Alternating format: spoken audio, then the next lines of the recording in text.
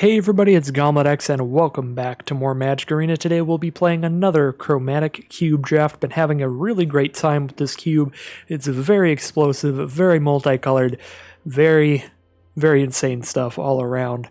And we got a pretty great pack here. We've got Oracle of Moldiah, which is always fantastic. We could slam that down as I have done in several drafts before, but there are other cards that are good in specifically this cube. There's Essica, God of the Tree, and the Prismatic Bridge, giving you both a multicolored bomb to drop on the field and a good mana fixer in green, both of which are excellent cards for this heavily multicolored cube. There's a Firemind Vessel that helps you mana fix for all your multicolored stuff. A lot of decks in this cube do end up being 4 or 5 colors, and this does really help you cast a lot of the stuff. There's Vizier of the Menagerie, which lets you cast creatures with mana of any type to cast your creature spells. So you play the Vizier of the Menagerie, and all of a sudden next turn, even if you just have 5 forests out, you could cast like a Niv Mizzet that costs a white, blue, black, or red, green. So I think these are the kind of cards that it's important to take kind of early in this cube, the really good like mana fixing style cards. But Oracle Moldiah is also just a great value play and ramps you up really quick. So these are all great cards. I'm actually going to roll with this Essica here, the Prismatic Bridge and Essica, just because I have slammed down Oracle Moldiah as my pick one, pack one in so many cube drafts in the past. I think we're going to take Essica and Prismatic Bridge there. And Fires of Invention is absolutely excellent in this cube. This is a card I pick one, packed one in my last draft, and wasn't sure exactly how well it would do, but it is phenomenal. There are plenty of multicolored bomby cards, and this allows you to cast any of them regardless of their mana restrictions. As long as you have enough lands to cast them, you can cast them. So again, if you have that 5 mana card that costs white, blue, black, red, green, like the Prismatic Bridge, doesn't matter what 5 lands you have with Fires of Invention out, you get to cast that card. You also get to cast 2 cards a turn. You can only cast 2 cards a turn, that's the downside, and you can only cast cards during your turn. But if you have 5 lands out where normally you'd only be spending 5 mana that turn, with Fires of Invention, instead you can just go bam, 5 mana Ashaya, bam, 5 mana Lorehold Command. Like you can spend 10 total mana on turn 5 since you do get to cast 2 spells for free off this every turn. So Fires of Invention is absolutely excellent, and I'm very happy to slam that down. And we've got a really nice start with the Prismatic Bridge and Essica and Fires of Invention as our first 2 picks. So what do we have now? We have a Ketria Triome, which is a dual land that has green and red, 2 of the most important colors. As you can see, we want to get Fires of Invention and cards like Essica out as consistently as possible, so I could definitely see just slamming down this Ketria Triome for mana consistency and just mana fixing in general. I don't love Nikia of the old ways. A lot of the powerful cards in the cube are non-creature spells. You could definitely draft around Nikia if you draft it early enough, but we already have like Fires of Invention that we really want to cast that is a non-creature spell, and I am very certain we're going to see more like ultimatums and stuff that I just don't want to have to I don't want to have to be unable to cast if I have like a Nikia on the field. So that's kind of cool. There's like Ravager Worm that fights stuff. But again, I'm just going to make sure our mana is good here because we have a phenomenal start here if we can make these cards function consistently. So I'm going to do everything I can to make sure they do. So now we have Thriving Bluff, which is a pretty great dual land. All of the thriving lands are great, but especially when they're colors that you want all the time. So red we're going to want quite often since we do have Fires of Invention in the deck, and then we get to choose whatever we need the second color to be. So Thriving Bluff's definitely pretty good. We could slam that down here, and I think I'm going to do that again, just because the other cards in this pack, yet again, not like super big, super powerful splashy cards. There are a lot of cards that are good for their costs and in their respective decks, but most of these are not the kind of cards that you want to just bomb out with a Fires of Invention or drop out with a Prismatic Bridge. So I think I'm fine, again, just taking lands here, making sure that we have all of our I's dotted and our T's crossed, get our mana all ready. But I think the closest to something that's just generally good in any deck would be Tristani here. Like Canopy Tactician, you need to make good use of that green mana. Sir Gwyn, you want equipment. Felidar Retreat, I guess Felidar Retreat also would probably be good in most decks. So there's that too. So what do we have now? We have Realm Cloaked Giant. I do like Wrath effects. Being able to just destroy all non-giant creatures there for 5 mana is pretty good. There are very few giants in this cube. There's going to be like Bone Crusher Giant and Realm Cloak Giant, but that's about all I can think of. There's Beanstalk Giant as well. Most of the time, though, this is just going to wrath the board, which is definitely a good thing in a slower deck. We do have a Sacred Foundry, which is a dual land, which does have red with Fire's Invention, so that's solid. Nahiri's very focused on equipment, so that's for, again, that kind of red, white, black deck that we saw with that red, white, black legendary. Finale of Eternity is a good removal spell, but it costs double black, so a little difficult to cast, and it's a pretty bad combo with Fire's Invention, so it's not the kind of card for that deck. Brash Taunter, there are a lot of big creatures. This might do a lot of damage, but probably not. I think Sacred Foundry or Realm Cloak Giant here are the picks for me. I'm just going to grab the Sacred Foundry. Ooh, Elesh Norn, slam that down. Well, I suppose we're not likely to have a ton of creatures on the board, so it doesn't really buff our field, but the fact that it gives your opponent's whole board -2/-2 is pretty powerful. So Elesh Norn is a powerful, really big card. Knight of Autumn's definitely nice. There are a lot of important artifacts and enchantments in the cube. As you can tell, the two cards we have so far are both important enchantments, Prismatic Bridge and Fire's Invention, that you would really like to blow up with a card like Knight of Autumn. There's also great artifacts, like artifact mana fixing, like Chromatic Lanterns. So Knight of Autumn, just cards that destroy artifacts and enchantments, are a lot better than they look. And Knight of Autumn is actually better than most, because if they don't have an artifact or enchantment, you could just make this a 3-mana 4/3, or gain some life, both pretty relevant effects. I think I've actually talked myself into the Knight of Autumn here over the Elesh Norn, just because we are not likely to have a million creatures in this kind of deck. All right, Kenrith, get in my deck. I'm happy to see you. Kenrith and Fires of Invention mix like peanut butter and jelly. They were headliners in an actual Magic deck. I don't remember what format, but it was definitely a thing that you could work together with, and they would be very powerful. I guess it was standard. Were the Brawl cards standard legal like Kenrith? Yeah, it was, because Fire's Invention, you could get Kenrith out without spending any mana, and you have all that mana left over to just use Kenrith's incredible abilities here. Really devastating combo. So with Fire's Invention, that's great. And just in a 5-color deck, all of the abilities on Kenrith are pretty fantastic. Especially in this format, I would say the ability to bring things back from the graveyard is going to be exceptional, because all players are going to have powerful cards, and if any of them ever die, just take the best stuff from the grave over and over. Seems solid. So Opportunistic Dragon seems fine. You could like steal your opponent's artifact with this, but you don't get to use it, and you just kind of put it on your board.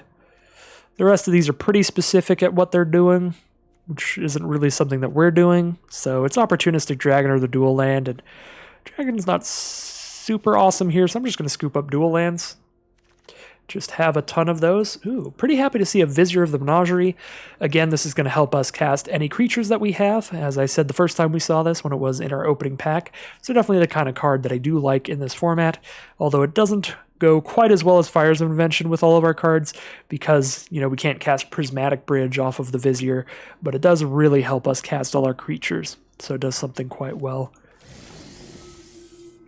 Now we do have a green-black duel. That seems fine. Whirler Rogue is okay if you have like stuff that can get your enter the battlefield effects more often. Myriad Construct always feels like a bit too much mana, but it does get really big because most players have a lot of non-basic lands in this format. Lorehold Command seems good. Akiri's definitely for that equipment deck. Yeah, I'm fine with the dual land here again over the Lorehold Command being the only card I think we'd really play. Ooh, this is a Karuga deck so far. We currently only have cards with mana value 3 or greater in lands, so we could go for a Karuga value deck and actually use this as our companion. So that could be pretty fun. I think it's the coolest card in here for our deck. So we could try to use that as our companion, just stick to 3+ mana cards. We're going to have a bad time against the aggressive decks, but I haven't seen a massive amount of aggressive decks so far, so it should be okay. Here I kind of like Felidar Retreat better than anything else, just getting creatures whenever you're playing lands. Because again, Sir Gwyn doesn't really do anything without equipment, just a big old menace vigilance creature. And these other cards are also kind of combo-y. I guess Captain Sisay would probably be good, letting you search your library for legendary creatures. We have 2 already, Karuga and Kenrith, if we don't end up playing Karuga as the companion. Esika as well. Alright, here I'm very happy to just scoop up that board wipe of Realm Cloaked Giant. Especially if we go with like the Karuga deck, we're going to be very slow. We could make great use of Wrath effects. So it looks like we're basically red, green, and white, but we do have a little splash of every color going on for cards like Kenrith and the Prismatic Bridge. What do we have now? Ooh, Hour of Devastation. Grab another dual land, but Dryad of the Elysian Grove, that's got to be almost impossible to pass up. 3 mana for a 2/4, so it blocks the early aggression. And you play 2 lands a turn, and every land you control taps for a mana of any color. They're just all basic land types. Yeah, I think we're taking Dryad here, but man, fingers crossed we can wheel this Hour of Devastation. Just getting more Wrath effect seems good for a deck that's trying to cast nothing but 3 and up cards, because that's going to be a slow deck that can get absolutely shredded by the aggro decks. So I want to make sure I have the safety against those with cards like Hour of Devastation. If we can't wheel the Hour of Devastation, we'd love to wheel Rootbound Crag mostly, or one of the red-white duels would be fine. We are red, white, and green here mostly. But Dryad of the Elysian Grove, that's going to be the first pick out of that pack for me. So Evolution Stage is interesting. I don't think we have anything with counters on it right now. I guess Kenrith technically, but don't really have a +1/+1 counter theme. We have Knight of Autumn and Felidar Retreat. Again, we have like some disparate cards that can get counters now and then, but we're not doing it very consistently to where I think I want to proliferate all over the place. I do like the green-white duel. Again, we're like green-white-red here. Cavalier Flame is really good with Fires of Invention, though, because it's another one of those cards. You get it onto the board without spending your mana for it, and then you give the whole field +1/+0 multiple times with all the mana that you have left over. So Cavalier is pretty great here. Cavalier or Sunpetal Grove, I think, are the choices that I like the most. Angel of Sanctions is good too, though. It's definitely good to have some removal when everyone's playing incredibly explosive stuff. Sunpetal or Cavalier? Sunpetal or Cavalier? I'm going to go ahead and go with the Cavalier here.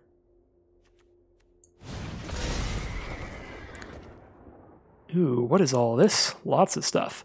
So we have Gilded Lotus, which does cost a lot of mana, so it doesn't really ramp into everything. It just ramps into stuff that costs more than 5.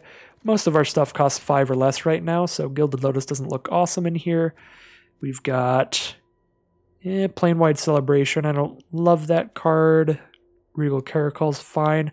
Kind of like Karn here. We can cast Karn no matter what our mana is doing, and then we can use that +1 effect to draw cards. It is the one card of the top 2 that our opponent chooses each time, but often they're just going to keep shoving lands at you. And in our deck, I think we're actually okay with Karn just drawing lands out of the top over and over.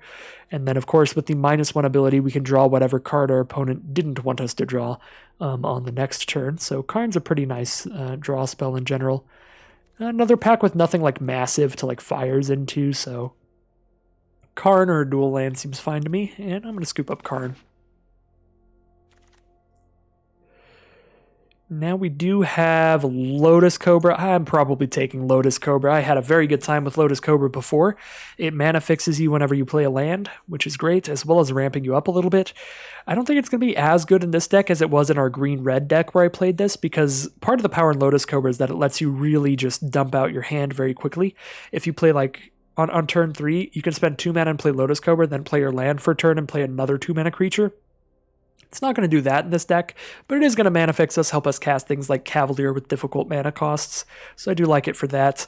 There's also a red-white duel, which is obviously good here. We're red-white-green at the core, and then maybe like a Dracuzeth for a big old card to try to ramp into, or a Rip Apart for some nice cheap interaction seems good too. But hopefully we're just doing enough explosive stuff that it doesn't really matter that we're not particularly interactive. We just let our opponent do whatever they want, and we're going to sit here and do whatever we want and hope that what we're doing is better than what they're doing. I suppose if we do end up playing this Lotus Cobra, we cannot play Karuga as our companion, so that is something to consider. But Bone Crusher Giant's a pretty easy choice for me here. I like Bone Crusher Giant in almost any cube deck. You don't actually have to be like mono red aggro or aggressive at all for Bone Crusher Giant to be great. You can spend 2 mana, use this to deal 2 damage to something, kill one of their little creatures, and then spend the 3 mana, get a 4/3 out. That's often big enough to trade up into something. So it's just a good defensive play as well as offensive play. So I like Bone Crusher Giant here. It also gives us something to do for 2 or less mana, even if we do go for the Karuga thing, because we can cast Stomp. Now we have Eureka Moment. Draw a couple cards, get a land out. Seems good. Nothing very exciting in this pack. I think I'm fine with Eureka Moment. Just a nice draw spell. Draws you and ramps you. Both some good things in this format. It is blue, so it is harder to cast than all our green, red, white stuff right now, but in this cube you're definitely open to going 5 colors, and I'm definitely open to going 5 colors. Now we see like in Bolas's Clutches, which is fantastic in this cube because there's so many big things. There's also Extinction Event for another Wrath effect, which is great. Guardian Project draws us a card whenever a creature comes out. We have 10. That'll draw us cards pretty often. Pretty good pack in general. I like Clutches, Extinction Event, and Guardian Project here, but I'm going to take Clutches. Genesis Ultimatum. Join me, my friend. I do like casting ultimatums. We do have a green-white duel here, though, for, again, the deck that is mostly green-white-red, so that's good. Genesis Ultimatum is really hard to cast for us because we're not very blue. We have Eureka Moment and Bolas's Clutches, but I could see making white more of the splash and then blue more of the core. Genesis Ultimatum is too cool. I can't pass it up, can I? Probably should. Probably should take that green-white dual land. That would be my official recommendation, but Genesis Ultimatum it is, and we did wheel the Hour of Devastation, give us some more defense against decks that are just dumping creatures all over the board. So I like that a lot. Now we have a Thriving Isle, pretty happy to take that dual land. Blue at its core, and then whatever color we need as the secondary. Nico Eris is like, okay, but never excited me. Now, I don't really know. I don't want to play any of these, really. We don't have enough big creatures for Sarkhan's Unsealing to do a lot. Don't have any dragons for Sarkhan Fireblood. Don't have a ton of stuff to do with Kaikar. Don't have a million creatures for Beast Whisperer, but I guess I'll take it here. Drakuzeth is the pick here. Now we do have a dragon, although we could take Glacial Fortress as well. We have Lotus Cobra, Essica, Dryad. We have a bit of ramp here for getting up to 7 mana cards. And of course Genesis ultimating and then hitting a Drakuzeth would always be very fun.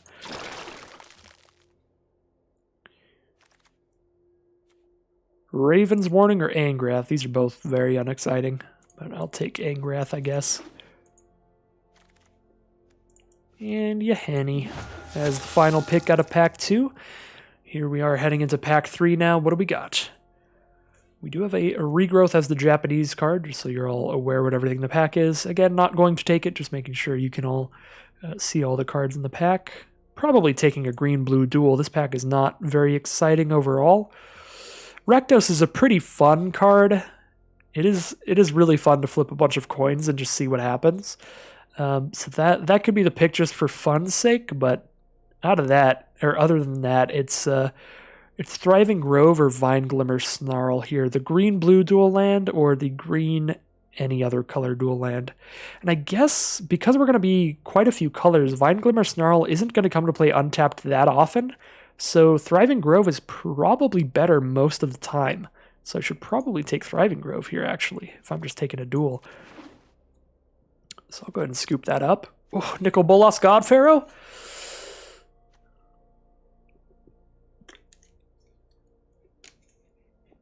We're enough colors. We could splash that in and just go for it. We have 3 Thriving lands too, which is fantastic. The green, the red, and the blue. Yeah, I'm going to take a Nicol Bolas here. We can cast it off of Fires of Invention if we have 7 lands. We can cast it off some Thriving lands if we pick the right colors. Yeah. We could cast it out the Prismatic Bridge. Nicol Bolas could be great here. Would love to wheel like a Skittering Surveyor or a Farfinder here. Those do help fix mana and give you a chump blocker in the early game. They also cost 3, which is enough, expensive enough to be run even if Karuga's our companion, which it may end up being. Now we have Platinum Angel. Yeah, this card's very fragile. Technically you can't win while it's out, but it's kind of easy to kill being just an artifact.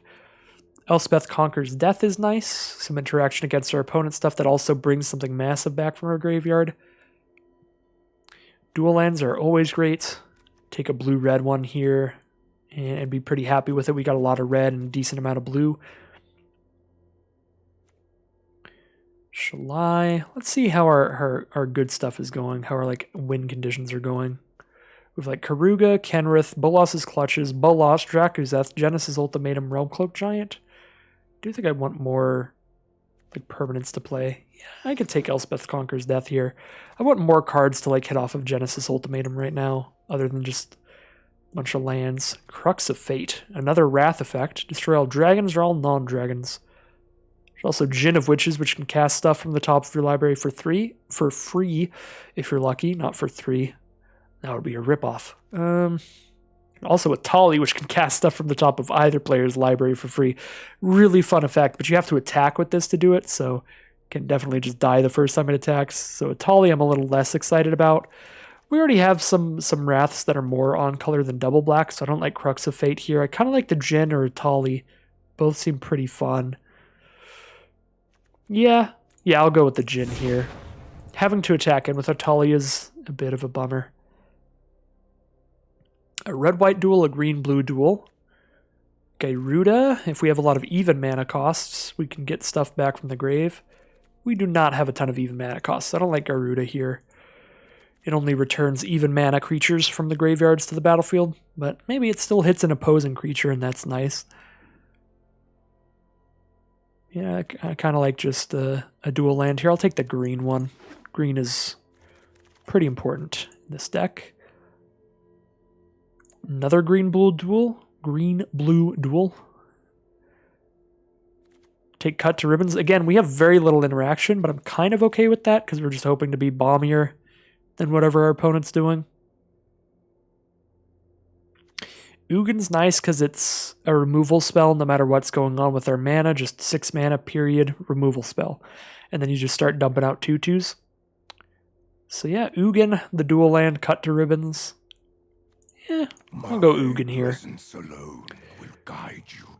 More permanents for our ultimatum as well. And I'll take an Eerie Ultimatum. Well, will I? Oh, we have almost no black cards in the deck. Our only black card's Nicol Bolas, so the only time we're casting this Eerie Ultimatum is if we hit it off of Djinn of Wishes, or we hit it off of... God, what is that other card? Djinn of Wishes. Is that what I just said? It's probably what I just said. I'm sure we have some other way to cheat this, but it's very unlikely. Still going to take it. It's still an ultimatum, so we'll see. Grab some more black mana by taking a Savai Triome now. Make that a little more likely to happen. I think I'm fine with that. And I don't really like anything in this pack.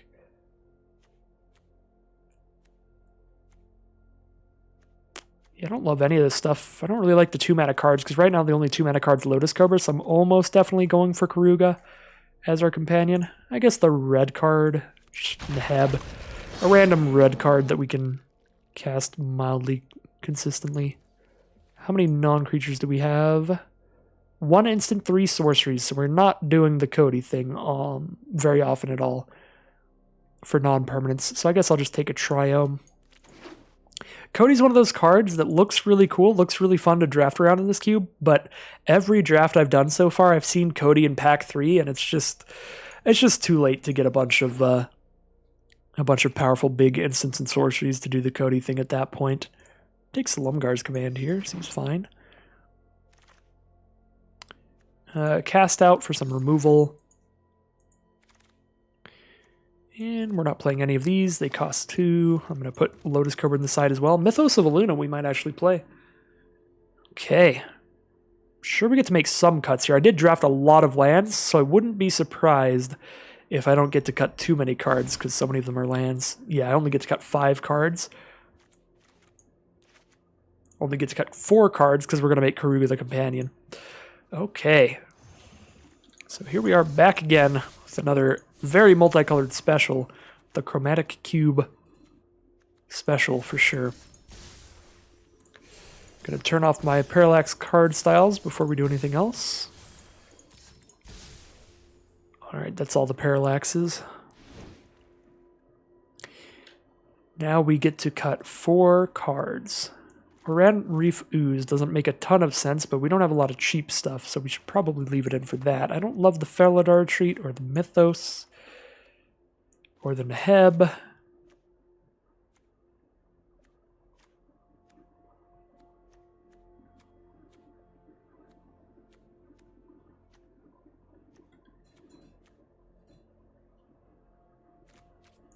many permanents are in this deck? We have 6 non-permanents. What are our instants and sorceries right now? It's kind of like cutting more of those just so that a Genesis Ultimatum and Eerie Ultimatum are both more active. Both of these cards want us to have tons of permanents. We want a bunch of permanents in our top 5. We want a bunch of permanents in our graveyard in general. So let's see. Elspeth Conquers Death's a permanent. Bolas's Clutches is a permanent. We've got a lot of our non-creatures are permanents as well. So we just have like Hour of Devastation, Slumgar's Command, Eureka Moment, the ultimatums themselves, the Mythos. Those are all our non-permanents, right? Yes, I kind of like cutting some of these. Cut Mythos, cut Eureka Moment, cut Slumgar's Command, but I still like having that Wrath effect in here, so cut those 3. And then we just need to cut one more card, and now we only have 3 cards in this deck that aren't permanents. So Eerie Ultimatum and Genesis Ultimatum almost always just like go off. I mean, Eerie Ultimatum is incredibly hard for us to cast though, but if we cast them, they go off. That's what I mean to say. So one more card to cut. I feel like Felidar Retreat's probably better than these 2. And I kind of want to cut 2 cards. We have so many expensive cards here. We definitely go with like an 18 land deck, at least. Suppose with Beast Whisperer, we want a high creature count. Yeah, Felidar Retreat's not like the craziest thing in the world, just getting a cat whenever you play land. It's kind of just a Field of the Dead, but you're spending 4 mana for the Field of the Dead. Unless you're a pretty aggressive deck with a lot of creatures, then you can actually get value from like putting a counter on your whole field and giving it vigilance. So if you can't do much with the second effect of this card, if you're just using this to get a bunch of 2/2s, it's basically a Field of the Dead. You're spending a bunch of mana to play. Yeah, we'll cut the Felidar Retreat for sure. And then I still do want to cut another card here so I can play 18 lands. I kind of think I like cutting the Heb over anything else.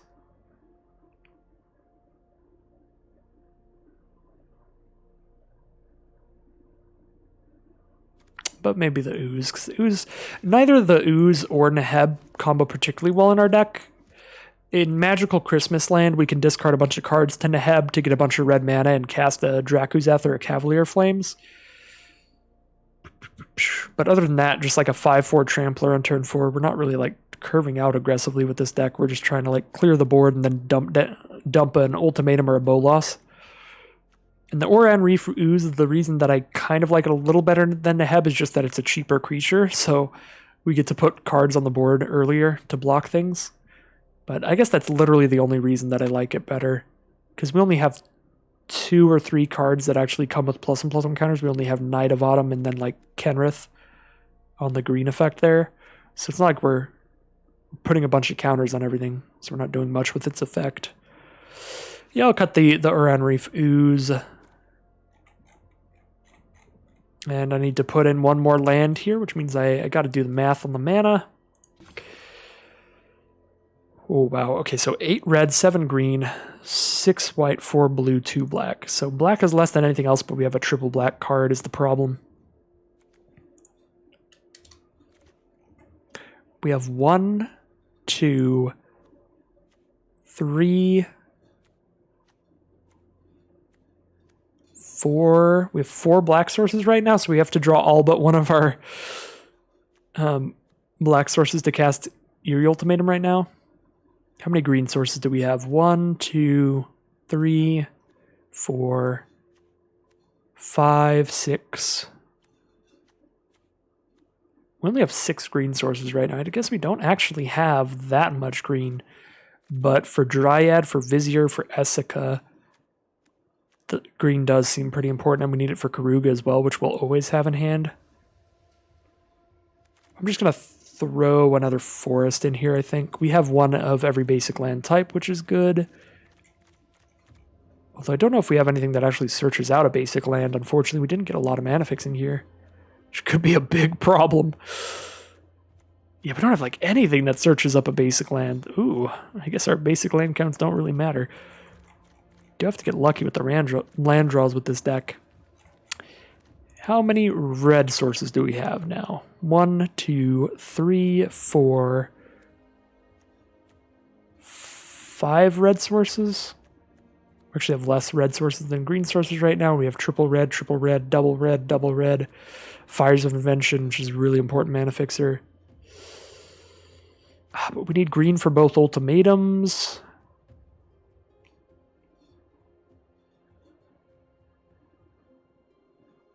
We need green for Karuga. I'm going to roll it like this. Mana isn't fantastic because we just don't have much mana fixing outside of our lands. We obviously have tons there, which is good. Definitely going to be the biggest downfall of this deck, but I'm sure I'm going to say that about the vast majority of the decks that I draft in this format. It's just like, they're just going to be 5-color blobs. And it's like, well, sometimes the mana won't work out, and that might be a problem, but otherwise, having fun here. All right, I think we're playing Thriving Grove for green-red, and keeping this, trying to get to Essica here. Although if we draw really well, we could get to Prismatic Bridge also.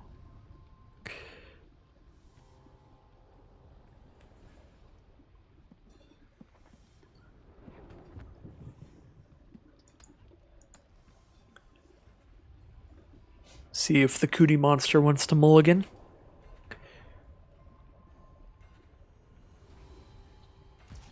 Alright, no mulligan. I guess I could play Hinterland Harbor turn 1. That gives me more time to decide on my second color for the Thriving Grove based on what I draw. Yeah, sure. Since the Hinterland Harbor is coming into play tapped also, unless I draw a forest or island. Thriving Isle is the draw. So that gives me blue. So I think I do Thriving Grove first and do this for green-red. And I might Thriving Isle for blue-black later. We do have blue off Hinterland Harbor, but I can't choose not to have blue on the island. Conclave Mentor starting things out. Don't like that our opponent's just getting things on the board. Turn 2 here. So we have a green source, a blue source, a red source. Now we'll have a white source. So I kind of want to hold on to Essica then, because I might be able to make it to the Prismatic Bridge. So I think rather than play Essica, I could just throw Karuga in my hand, or cast a Knight of Autumn as a 4/3 so that the Mentor doesn't attack in. But we do have an Elspeth Conquers Death for like their next card they play.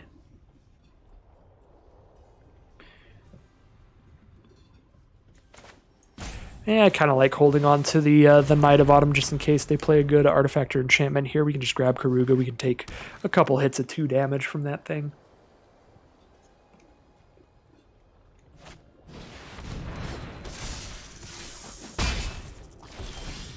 Well, protection from multicolored means Knight of Autumn is not actually going to blow that up, which is a problem and a half. So Elspeth Conquers Death won't blow it up either, because the mana value of this card is 0. That's a big deal. Yeah, it is really rough. They did play a good artifact, but not an artifact I can blow up with Knight of Autumn. And Knight of Autumn can't even block that. This is bad for a multitude of reasons. We play the Dryad, and our mana is going to be perfect here. I think I'm going to Thriving Isle for red also, so I have double red for Neheb if something goes really poorly here, and my Dryad dies. That way, if things go real bad, worst case scenario, I can play like a 5/4 to at least trade for the Stone Coil Serpent, and if things go well, then because of the Dryad, I'll have the mana to cast the Prismatic Bridge anyway.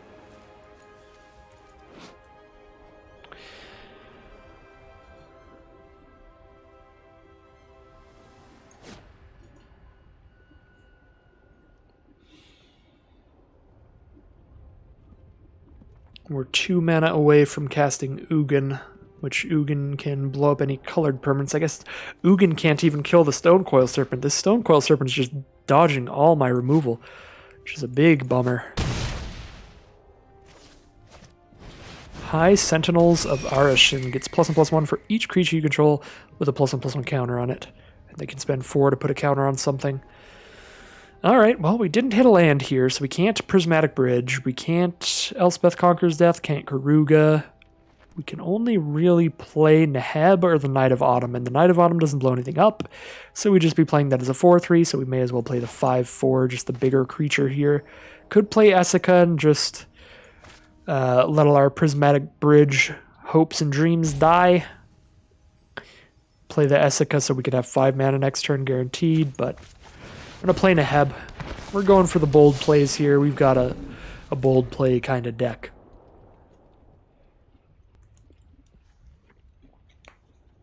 Fingers perpetually crossed. Bristling Hydra. A 4/3 that at any time they can spend that energy to make it a... Alright, 6/5 with Hexproof. They do it immediately so they get in for more damage off the High Sentinels. I will trade for the Stone Coil, otherwise I'm taking a ton of damage. This also makes the Sentinels slightly smaller as well. No Prismatic Bridge mana yet, but that gives me the 5th mana here off the Triome. We can cast Knight of Autumn and just gain some life. We're not going to have a big enough creature to block the Bristling Hydra. And at this point, if we play an Essica, we're just playing a 1/4 that's just going to end up chump blocking. We'll have the 5 mana next turn to cast like Elspeth Conquers Death, get rid of the Bristling Hydra, or more likely the High Sentinels of Arashin. So having 6 mana next turn instead of 5 doesn't make things that much different because we just play an Ugin to kill something instead of an Elspeth Conquers Death to kill something. So let's just gain some life here rather than play a 1/4. Right, no. Yeah, none of those are artifacts or enchantments.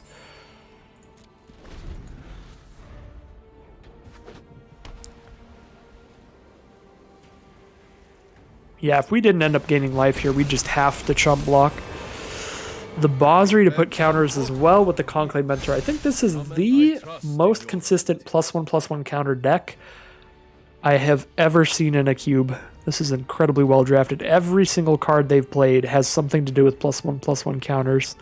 So I think we're just going to get it handed to us here. There's not a lot I can do about this.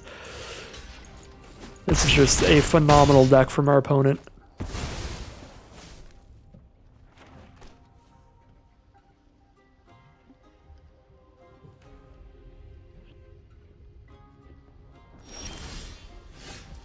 I was going to say, I think the only thing I could possibly draw would be Hour of Devastation. That would wipe the board, because it kills Planeswalkers as well, so it'd kill Bosri, kill those two. Because it killed those two, that would no longer be a 5/6, so I did still have an out in the deck, but just, I think literally just the one card that could possibly get me out of this situation. If I Elspeth the Flyer and chump block there, I still take 4. If I Karuga, I draw a card, I only have 2 blockers, I die in the sky. Yeah, we don't have anything here. Absolutely phenomenal deck from our first round opponent there.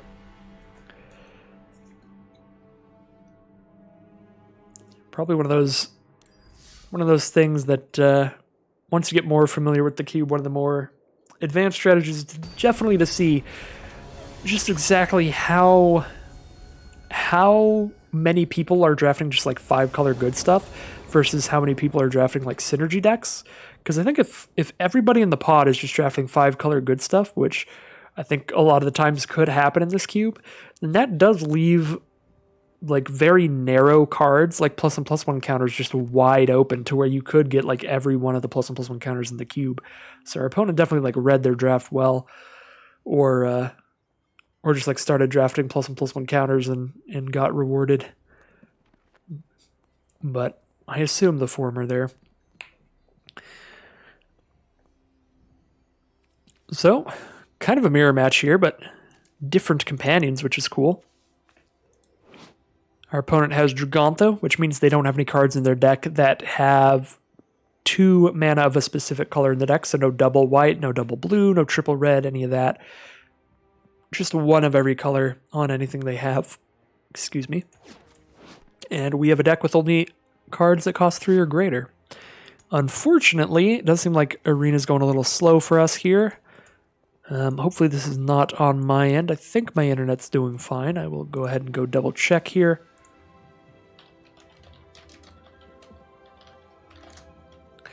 It is storming a bit, so it could be an internet problem.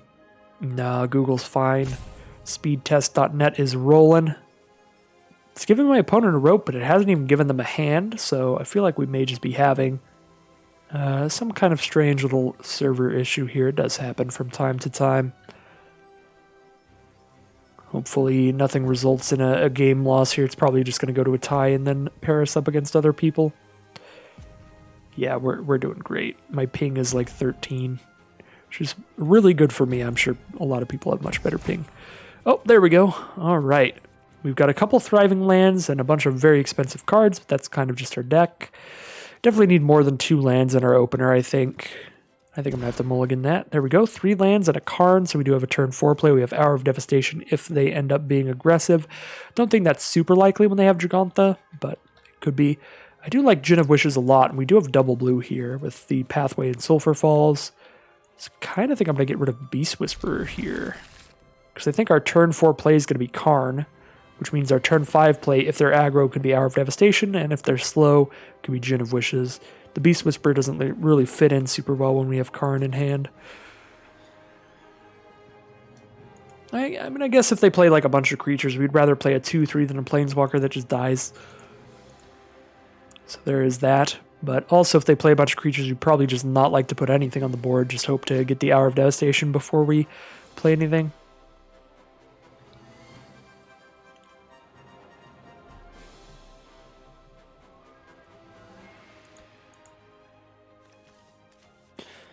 Starting to get a little suspicious that this might be Arena server issues, like, on my end. My connection to everything else online is fine, but the fact that we had that weird glitch at the start and now I'm seeing rope again, this might not necessarily be my opponent's rope if, like, server issues are happening on my end. So I might reboot Arena in a little bit here, but it depends what happens when this rope happens. I guess if this is my rope, then I'll just lose here. Oh, it's okay. Well, that was a strange round. That's really unfortunate. I don't know. I feel like that was almost definitely just internet issues for my opponent or Arena server issues in general. I don't know what else would explain that one. That was unfortunate. I was actually pretty pumped about that matchup when I saw that they had a companion as well. That was kind of cool, just like see who's the better companion there. But this does happen when you're playing online games. Sometimes you never know what's happening on the other side of the internet. They could be having internet issues, they could be having emergencies, anything like that. But the fact that it didn't give us hands when it was giving them the time at first was really weird. Alright, well, I kept this hand because it does have 3 mana, which is really important, and it has the Karn that hopefully will draw us a red source. But the biggest risk in this hand is, of course, if we don't draw land by turn 4 here, we are in big time trouble, because then we won't be getting this Karn on the board. Okay, there we go. We drew a land, so we know we get to do Karn. I could grab Karuga here. If I do that, I'll have to discard a card. Kind of okay with discarding like a Neheb here, because we need double red. We don't have a single red right now. We could also discard Drakuzeth, but I feel like we might hit a Fires of Invention or something at some point later. Like, by the time we can cast a red spell, we'll probably have 7 mana, so Drakuzeth would be a lot better if we do like the cheaty Fires of Invention ways.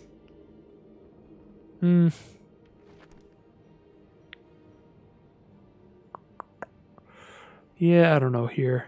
I guess I will get rid of Drakuzeth. We'll see. Fire's Invention's like the only card I could think of that would make me want to keep Drakuzeth instead of Neheb. And I can't just always keep hoping to draw the best card in my deck. Give him a land and a command, or give him 2 lands. Command's not till turn 5. Counter non-creature spells, kind of a bummer. If I try to cast Ugin or something. Give him 1 card or 2 lands. I feel like whatever way I do this, they're going to take the Slumgar's command.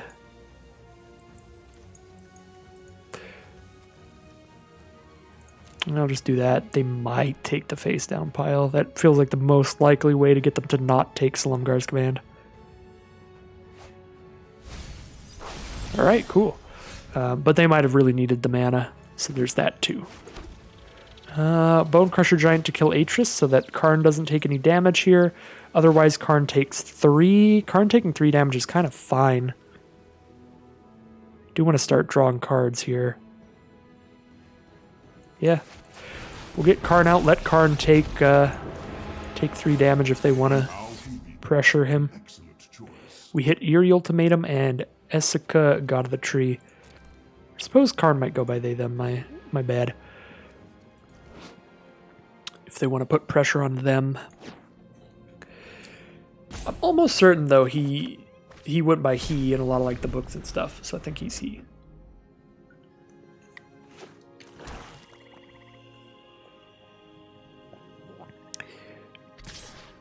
So Atris coming at Karn, putting Karn down to 3 loyalty. Oh, they gave us the Eerie Ultimatum. I guess, yeah, they were stuck between 2 hard choices, and Essica we could have cast next turn off of a land, so it'd be a lot scarier. We got Genesis Ultimatum in hand, too. Ooh, if we get to the mana, we're doing things. We have white, blue, red, green, black. We know they don't have Slumgar's command, but they probably have a counterspell. I'm just going to be dumb, and I'm going to go for it. Prismatic Bridge, let's go. Please, universe. I will name this deck Fingers Crossed, and that is how I'm going to play it. It's out. It's on the board.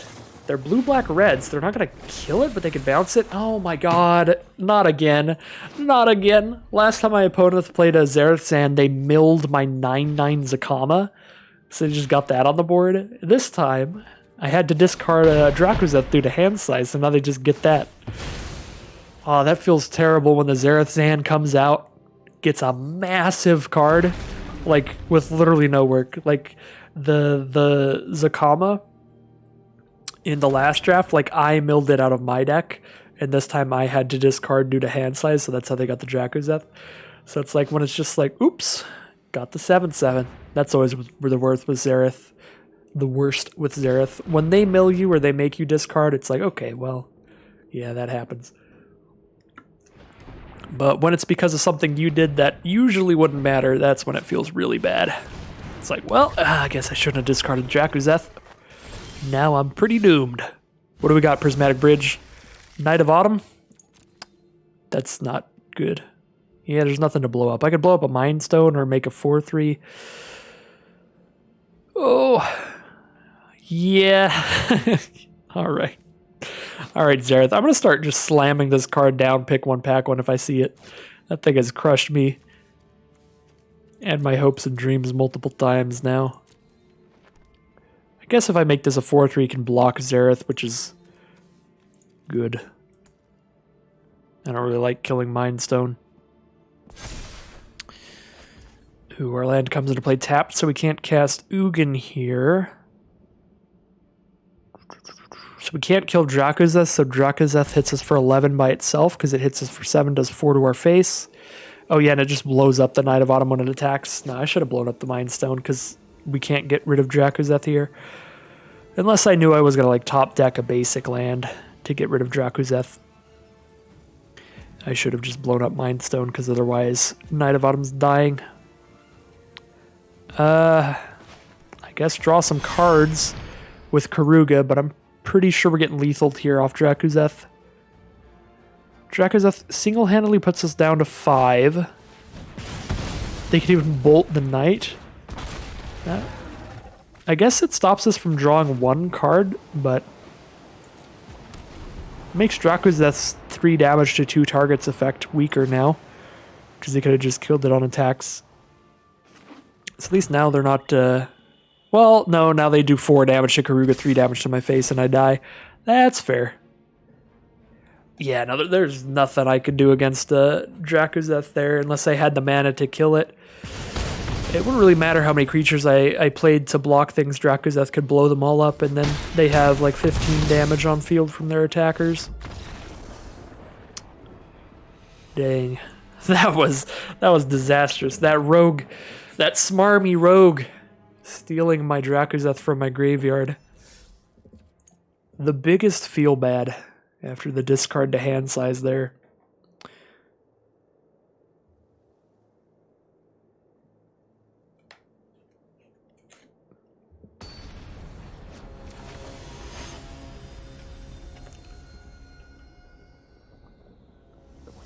Well, we're 1-2 here heading into round 4, so we're going to have to rally hard to get some wins, but I think we could do it here. Again, our deck's pretty slow. We did draft around that Karuga. May have been a mistake, because we just can't do anything till turn 3, and usually not even till turn 4 with this deck, to be honest, but hopefully we'll play against somebody as slow as us. I think I'm going to keep this hand. We have double white, so we just need to draw 1 more land, and we'll be able to Realm Cloak Giant Cast Off to destroy all creatures. Elspeth Conquers Death as well for whatever they play afterwards. Fingers crossed is the name of the deck. We're rolling with it. Oh no.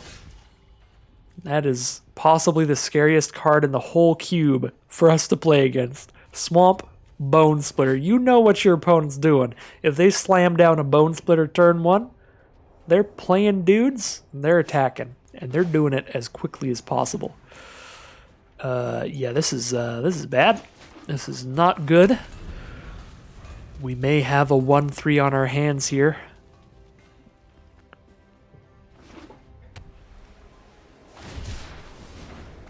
If we do get a 1-3, that would even out our win rate out of these 3 Chromatic Cube drafts that I've done so far to exactly 50-50. That would be 9 wins and 9 losses, so that would be on brand.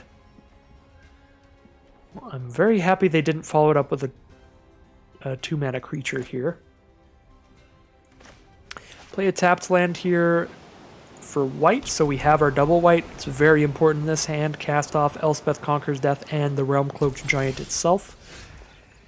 And we do have double blue here even by playing the island. So we have the double blue for Bolas's Clutches. We could even get to triple blue off this Thriving Bluff for like Genesis Ultimatum. So I kind of like just playing the island, throwing Karuga in hand. I'm so happy. I was terrified after the Bone Splitter. I totally forgot I have to discard when I throw Karuga in hand. I did it again. Last time I realized I was going to have to discard, but this time I may have made a mistake. We definitely need to hit 5 mana. We definitely want to cast Genesis Ultimatum. Right now we got red, red, blue, blue, and a green. We're doing pretty good on Genesis Ultimatum. Am I just discarding the Karuga? Did I punt that hard that I threw Karuga in hand and Karuga is just the worst card in hand, so I should just discard Karuga? I kind of think I might have.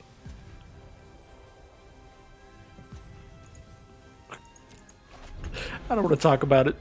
I don't want to talk about it. Oh no. That's how this draft's going to end. Okay.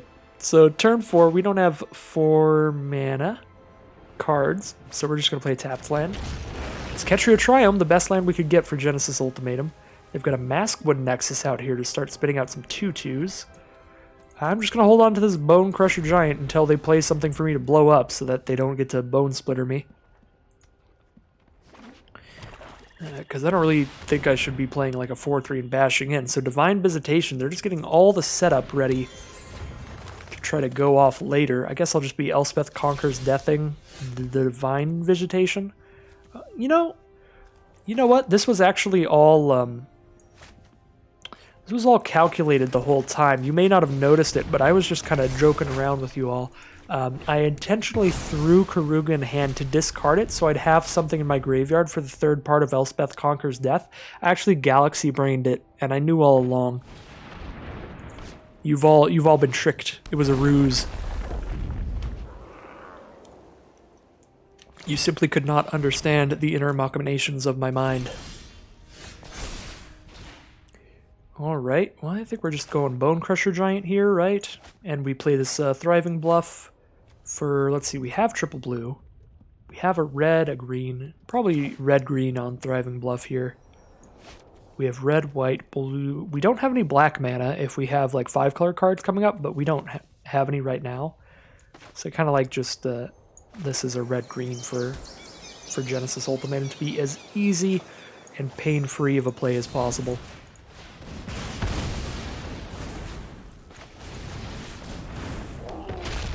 Get that Bone Crusher Giant on the board so that when Elspeth Conquers Death goes off, we get to draw 2 cards off of it, which is very nice. Regal Caracol, so all their cats are even better. Is this cat's tribal? That's pretty sick. I am incredibly glad that I got rid of Divine Visitation. Otherwise, they would have had Maskwood Nexus spitting out 4/4 flyers, Felidar Retreat spitting out 4/4s. That would have spit out. That Regal Caracol would have spit out 2 4/4s, so on, so on. So we're like 1 mana away from Genesis Ultimatum, and it could kind of be anything between green, blue, and red, and I think we're good because we have so many, like a red-green duel, a green-blue-red. Yeah, we're probably doing good there, so... I don't want to in Bolas's Clutches any of these little cats, but I could in Bolas's Clutches the Felidar Retreat just so they can't put a +1/+1 on everything. That seems kind of good. I could cast off to destroy everything but Bone Crusher Giant. I feel like I could do that later. If things get really bad here. Yeah, I kind of like in Bolas's Clutches on the enchantment, because the enchantment's not going to die to the cast off later. And they don't have to spend mana into that to make more creatures here. I guess cast off won't kill the shapeshifters that Maskwood Nexus makes. Oh no, oh my god, I'm so glad that I have now read that card before I tried to cast off. All of their creatures are every creature type. So cast off does nothing here. Oh, good lord. Alright, well, I'm glad I took the Felidar Retreat because they were just going to play a million more tokens here. So if they play a single land, giving the whole field +1/+1 Vigilance is devastating. Now what? We have 6 mana.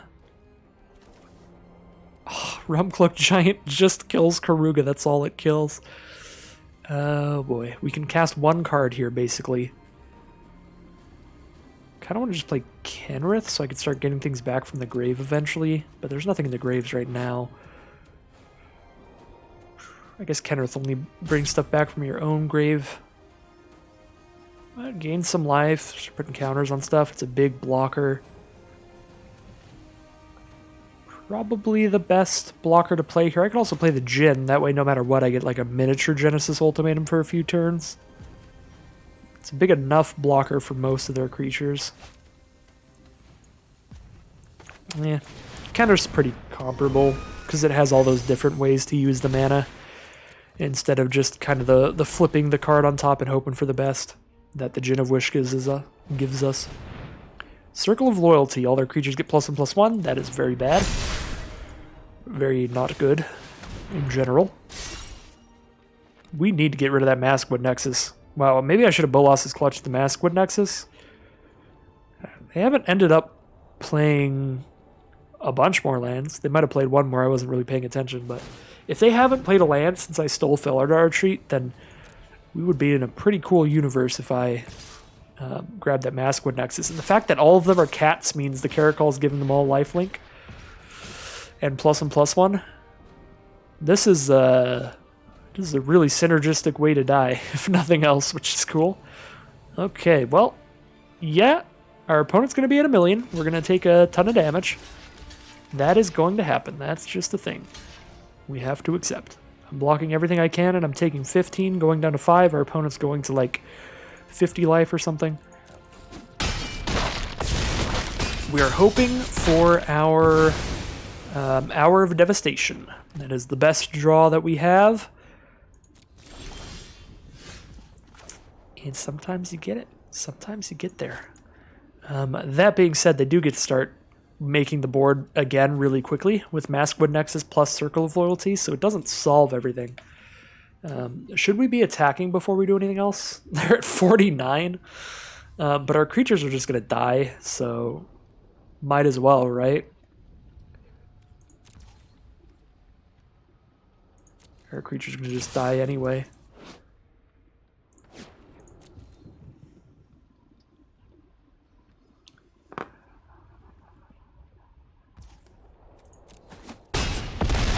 Luckily, without the Regal Caracol, they're just going to be 2/2s now, instead of like a million creatures. But they still have all creature types, as long as they have the Maskwood Nexus, and they're getting 2/2/2s a turn. 2 3/3s a turn because Circle of Loyalty, that's still giving a buff. We have Cast Out we can use on Maskwood Nexus. If I cast out the Maskwood Nexus, I die because I take 7 damage, and I have nothing else to cast this turn. Oh. It's actually like so close here. If I cast out the Circle of Loyalty, they stop making knights. They don't have +1/+1 anymore, but then I take 1, 2, 3, 4, 5 plus Bone Splitter. I take too much damage. I can't survive here. I can only block one of them, and they can throw Bone Splitter on one. I guess I can survive, because I can block the bigger one and take 4. But I have to just block here.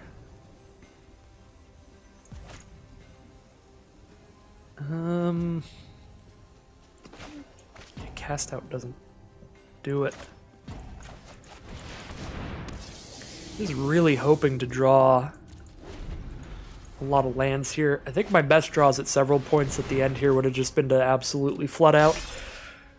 Maybe we should be even playing like 19 or 20 lands, because just drawing enough mana to go Cast Out and Cast Off would be very good here.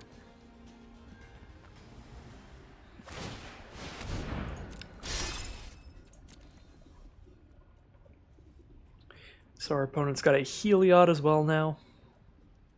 So they can start getting lifelink and throw in +1/+1 counters and stuff. We're down to 1. And I have to cycle this Cast Out, I think, because now my only hope is to hit an untapped land for Genesis Ultimatum, and then hope something happens there, because if I just play a tapped land this turn, I play a 2/2 to block with, but if a single creature hits me, I'm dead. So I can't let a single creature hit me. Cast Off doesn't kill anything. Cast Out's not going to stop all these creatures. Yeah, we have to cycle it, just dig deeper. Drawing an Endotha Triumph will not change things.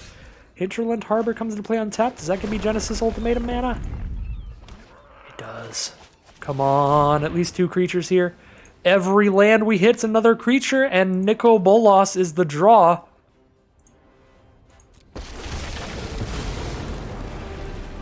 Oh my god. Nico Bolas lets us have them exile 2 cards from hand, exile until they hit a non-land card, and we can cast it for free. Deal 7 to one of their cards. So there's nothing to exile from their hand, so we just have them exile from the top, cast that card without paying its mana cost. So we do that and hope for the best. We have 5 blockers for their stuff, so we're going to survive this turn. And the longer that Nico Bolas goes, the more likely Nico Bolas finds a way to win. Now we have a Luminarch Aspirant as well. We get to play Endotha Triumph as land for turn, play another creature, or put a counter on everything. I'm just going to play another creature here, get as many blockers as possible. We can make one of these 3/3. Oh my god! That last second Genesis Ultimatum mana. Now we're really just worried about any way for them to find evasion here. If we make Nico Bolas, if Nico Bolas gets to 12, we exile each non-land permanent our opponents control. We exile all this nonsense. So we just need to make enough blockers. So I'm just going to keep making blockers. I don't care about making this field bigger. I just want more blockers. They have 5 attackers here. Make more blockers. Give me more cats. Give me whatever they have on top. We're trying to hit the 12 on Nicol Bolas. Give me that Black Blade. That's fine. Give me the Djinn, so I have something to block with in the sky. I've got plenty of blockers on the ground, so we're just going to look at the top card of our library, see if we hit another flyer. We do. It's Dracuzeth. Get on this board. We even have the mana to throw a Black Blade onto that, and we have nothing instant speed to hold up, so we'll do that. Bam! Now it's a 1919 Dracuzeth. Now it's a 2020 Dracuzeth. We're going to pass the turn.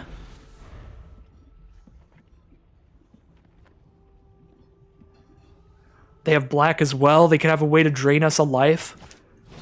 Oh my god! On Star's Wings, giving that thing flying. They found evasion. Heliod's active as well. They give the whole field indestructible, but we have enough flying blockers. We can block all of this. We'll lose a lot of creatures, which is bad. We will lose a lot of creatures here because we have to block absolutely everything. Oh, they don't even go for the attack. We have Knight of Autumn to blow something up now. Nicol Bolas is going to 13. If Nicol Bolas goes off, we just exile that whole board they got there. Cavalier of Dawn. Destroy a non-land permanent. Its controller creates a 3/3. They scoop them up. We get to play Knight of Autumn to kill the Maskwood Nexus even. So Knight of Autumn, kill the Maskwood Nexus, Cavalier of Dawn, kill the Changeling. We could even just cast off right then and there. Although that would probably be riskier than just keeping my board as it is, to be honest. Oh my god, we might have been able to even find lethal that turn with a 20/20 in the sky. Probably not. We have 24 damage right there, plus 7 from its ability, or plus 4 from its ability when it attacks. So 24, Luminarch Aspirant makes it 25. We can clear that out with a Cavalier of Dawn, so they don't have a flyer anymore. So that's 25 plus 4, 29 damage. Yeah, we don't have lethal in the sky at all. But oh my god, the turnaround there, that Genesis Ultimatum was absolutely phenomenal, and I really thought things were over there. That was such a sick deck from our opponent. The combos of the Maskwood Nexus giving their whole field all creature types, and then the tribal synergies of the Cat Lord, as well as the tribal synergies of just their whole field being giants against my card that kills all non-giants. Oh my god. I don't know if I'll ever make a comeback that big in this format again. That was just phenomenal. The 1 life comeback, I was so ready to scoop him up too. And I'm definitely going to keep this hand. We've seen how good that Nicol Bolas is. That thing is ridiculous. And Nicol Bolas is like my favorite character in the history of Magic. We've got Dryad turn 3 as well, so we're ramping out lands as quickly as we can. We have a 2/4 blocker turn 3 here. So we can just get out and get blocking. But our opponent's going to get out and get attacking turn 1 here with a 2/1 that boasts for more 1/1 warrior tokens. Definitely kind of scared here. Always scary when you're playing the Karuga. When your opponent starts actually playing cards turn 1, because that is the best they can do against you, is just get in under you because they know you're not doing anything till turn 3. Alright, 1 mana away from the Dryad. We even have an Hour of Devastation ready now. Against this aggressive deck, we have an Hour of Devastation and a cast-off, so if our opponent does play a Maskwood Nexus, we can still kill the board with Hour of Devastation, so it'll all be okay. So Usher the Fallen, the Army, and a Can. They've only played 1 card this game, but that 1 card has spit out 3 creatures by now, so that has been working out really nice for them. I don't really want to play this Pathway till I know for sure what mana I need off of it. I might need another white to cast this Realm Cloak Giant. I might need a 3rd blue to cast a Genesis Ultimatum or something. So I'm going to hold on to that Pathway for a while. Just play the Dryad here. And then the Mountain. We'll go for the Pathway next turn. That way if I draw plains, I don't play the Pathway on white, I play it on blue. And if I draw like an island, then I definitely play the Pathway on white. Because we need to make sure that our mana is good even if Dryad dies here. Can't just flip a coin on the Pathway. They may even be killing the Dryad right now so they can get in with all their attackers. Wouldn't be that surprised.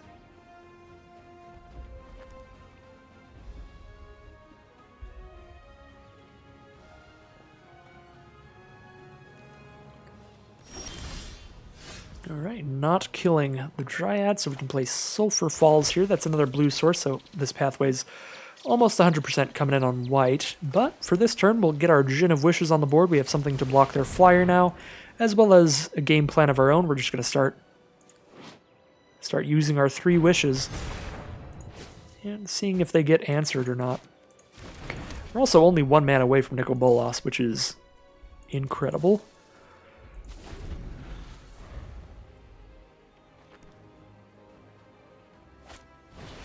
Dragon's Guard Elite is coming out, so their board's getting pretty wide here. So they can try to go around our creatures.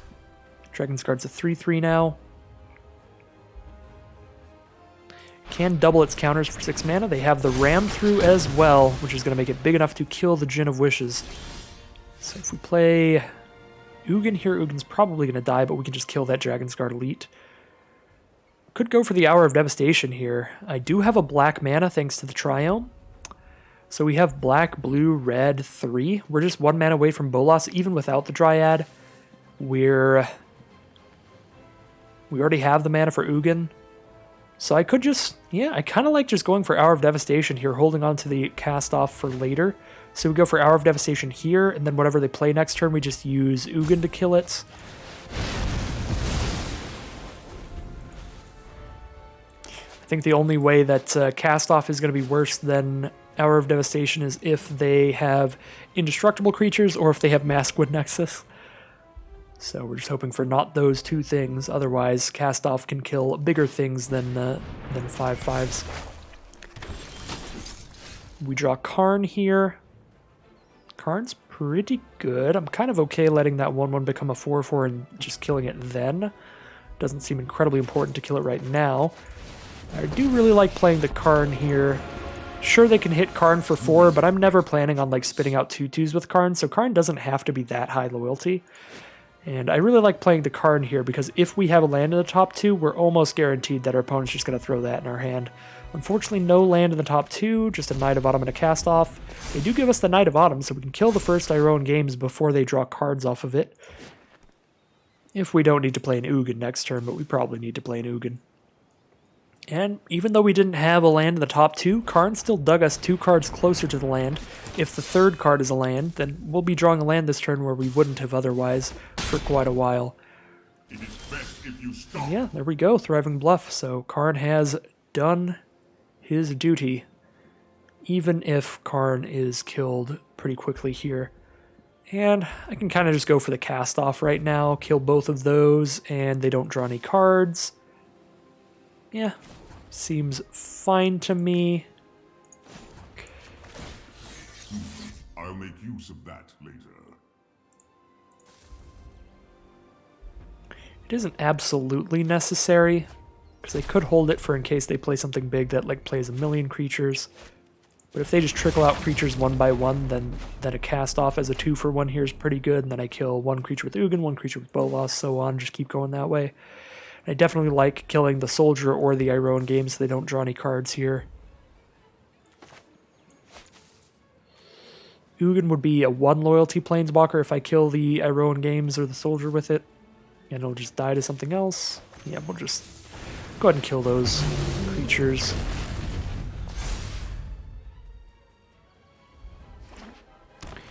So we have a cast off and a Vizier we can grab off of Karn. God Eternal Oketra is very unfun time for us. We can blow that up with Ugin, but it'll go back into their deck 3rd from the top. I guess we do have enough removal. We can keep playing around with it that way. Actually, if we blow it up with Ugin and they don't draw it next turn, then we can grab it out of their deck with our Nicol Bolas, which is incredibly rude and super flavorful, and that's my plan here. Throw that into your deck, and then I'm going to steal it with Bolas next turn. +1 Karn again. A curious choice. I don't really like any of my exiled cards here. At least not a ton.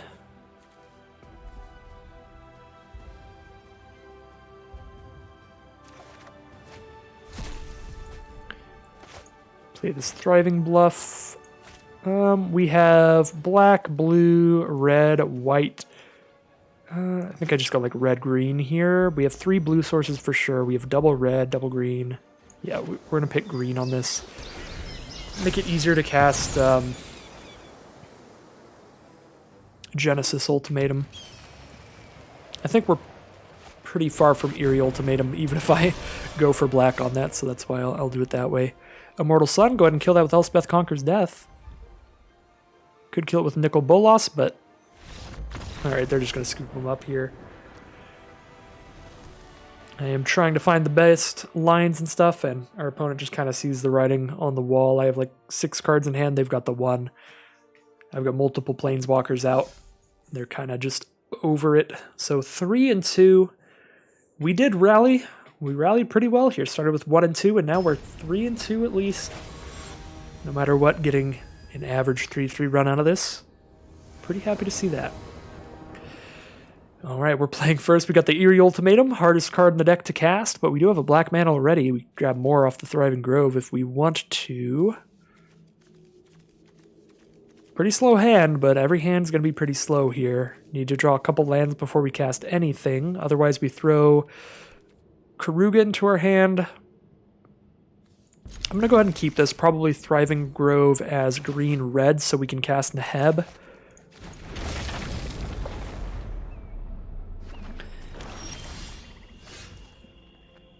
And I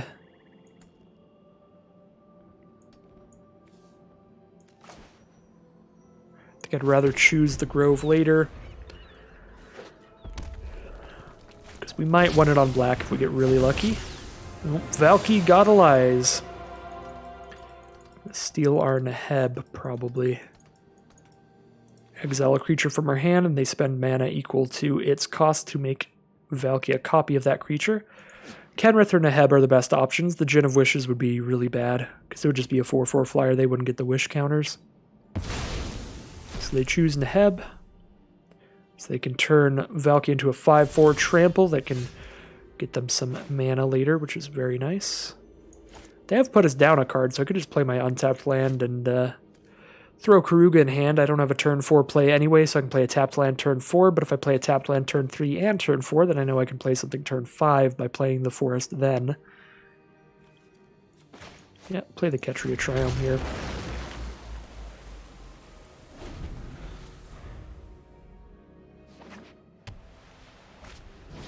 Three mana, they play a Replicating Ring, which taps for a mana of any color, and slap in for 2. Next turn, they'll have the mana to turn Valky into Neheb and hit us for 5. We'll play our tapped land here, and I think at this point, I mean, I have a red, green, blue, red, a red, a green. I'm actually going to choose black on Thriving Grove, get us closer to that Eerie Ultimatum.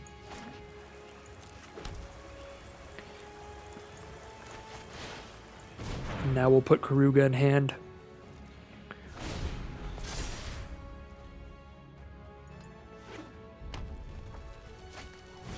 Sarkhan the Masterless. So not turning it into a 5/4 here, just going to make some dragons. I wanted to say dinosaurs for some reason. I don't know what is going on with my brain juices. So 5 mana, Gin of Wishes here is a 4/4 flyer to trade off with their 4/4 flyer. We could play a Kenrith, but Kenrith can't block in the sky. Kenrith is a 5/5 on the ground, though, to trade with Valky. Sarkhan's going to turn himself into a flyer as well.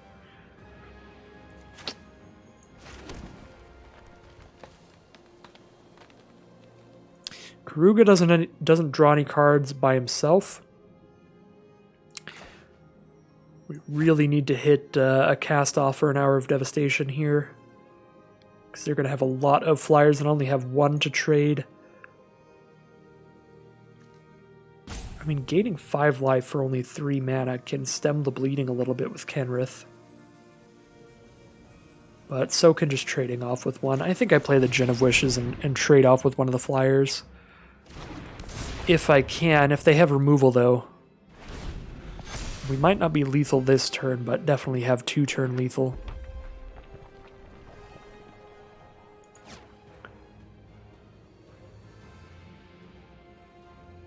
If they plus Sarkhan, if they don't have removal here, if they plus Sarkhan and attack, I could trade the Djinn for Sarkhan. I do have Kaya here, though. That'll clear the Djinn out of the way. So they are... Do they give haste with Sarkhan's Plus? That was an easy job. Okay, thank God. It doesn't give haste, so Kaya doesn't get to attack me here. So not quite dead yet. Just take 10. I guess even if Kaya could attack, we'd go to 2. Still alive, but barely. And just Ugin as the draw. Not going to do it here. Yep, I think another game. We do have an out in our deck, but we would have to be real lucky to just slam down the Hour of Devastation. We did do that in an earlier game, so our luck has been spent here. We do get curved out by the more aggressive deck, which is fair enough. So that is going to end this draft, I believe. What is our best play, though? Probably just Ugin and kill Sarkhan. But doesn't matter. Anything we kill, they're still going to have lethal.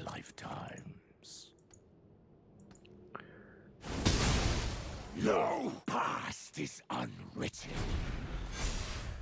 So looks like 3 and 3 this time around. So I do think that drafting around the Karuga has been definitely just a bit too slow, just a tad too slow. A couple of our losses have definitely just been to getting aggroed out before we can drop our big stuff. Although, I guess if we had 1 or 2 more Wrath effects, like every game where we got to like play a Wrath, I think panned out pretty well.